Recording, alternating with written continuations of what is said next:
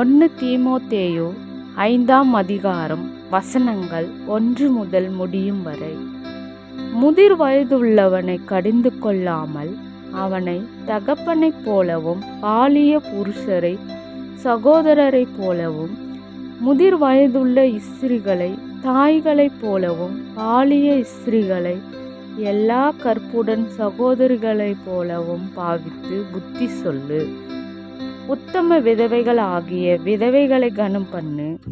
விதவைகளானவளுக்கு பிள்ளைகளாவது பேரன் பேத்திகளாவது இருந்தால் இவர்கள் முதலாவது தங்கள் சொந்த குடும்பத்தை தேவ பக்தியாய் விசாரித்து பெற்றார் செய்த நன்மைகளுக்கு பதில் நன்மைகளையே செய்ய கற்றுக்கொள்ள கடவர்கள். அது நன்மையும் தேவனுக்கு முன்பாக பிரியமாயிருக்கிறது. உத்தம விதவையாயிருந்து தனிமையாயிருக்கிறவள் தேவனிடத்தில் நம்பிக்கை உள்ளவளாய் இரவும் பகலும் வேண்டுதல்களிலும் ஜெபங்களிலும் நிலைத்திருப்பாள். சுகபோகமாய் வாழ்கிறவள் உயிரோடு செத்தவள். அவர்கள் குற்றஞ்சாட்டப்படாதவர்களாயிருக்கும்படி இவைகளை கட்டளையிடு. ஒருவன் தன் சொந்த ஜனங்களையும் விசேஷமாக தன் வீட்டாரையும் விசாரியாமல் போனால் அவன் விசுவாசத்தை மறுதலித்தவனும் அவிவிசுவாசியிலும் கெட்டவனுமாயிருப்பான். 60 வயதுக்கு குறையாதவளும் ஒரே புருஷனுக்கு மனைவியாயிருந்தவளும் ஆகிய பிள்ளைகளை வளர்த்து அந்நியரை உபசரித்து பரிசுத்தவான்களுடைய கால்களை கழுவி உபத்திரப்படுகிறவர்களுக்கு உதவி செய்து சகலவித நற்கிரியைகளையும் ஜாக்கிரதையாய் நடப்பித்து இவ்விதமாய் நற்கிரியைகளை குறித்து நற்சாட்சி பெற்றவளமாயிருந்தார். அப்படிப்பட்ட விதவையே விதவைகள் கூட்டத்தில் சேர்த்து கொள்ள வேண்டும். இளவயதுள்ள விதவைகளை அதிலே சேர்த்து கொள்ளாதே.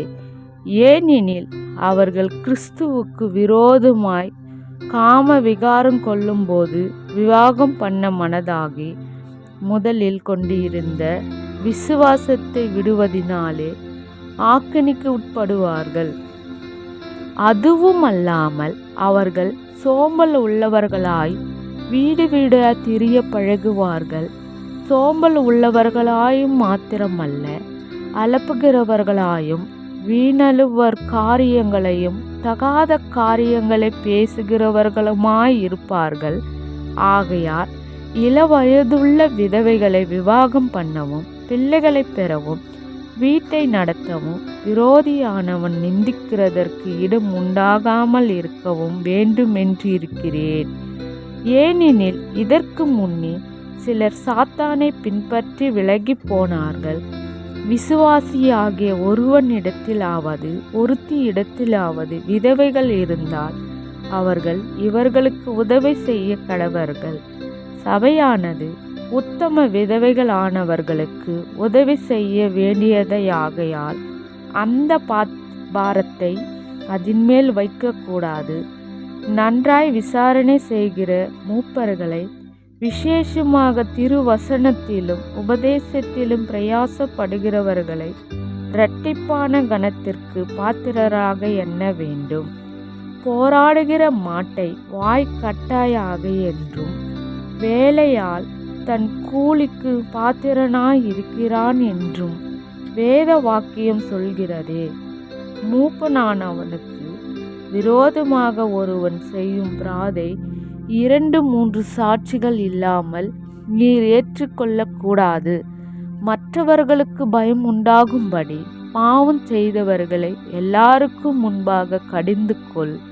நீ பட்சபாதத்தோடு ஒன்றும் செய்யாமலும் விசாரிக்கும் முன் நிர்ணயம் பண்ணாமலும் இவைகளை காத்து நடக்கும்படி தேவனுக்கு கர்த்தராகி இயேசு கிறிஸ்துவுக்கும் தெரிந்து கொள்ளப்பட்ட தூதருக்கு முன்பாக உறுதியாய் கட்டளையிடுகிறேன்.